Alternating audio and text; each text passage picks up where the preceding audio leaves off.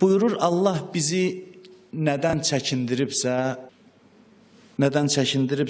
ondan ehtiyacsız edib. Sadə dillə desək, Allah ki, deyir, filan şey eləmək haramdır, bunu eləməyin. O şeylərə deyir ki, ona bizim ehtiyacımız yoxdur.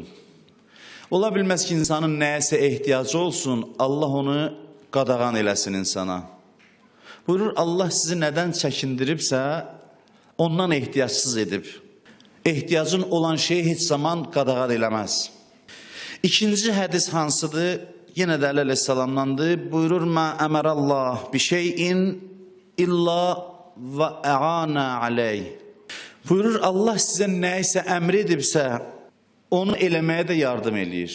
Mümkün deyil Allah bir şey əmr eləsin ki, bunu elə. Onu eləməyə yardım göstərməsin.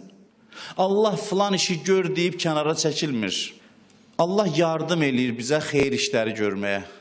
Hansı şəkildə? Müxtəlif şəkillərdə. Biri budur ki, daxilimizdə, fitrətimizdə həmin yaxşı işi görməyə rəğbət yaradıb. Biz belə yaranmışıq ki, bu işi görməyə içimizdə rəğbət var.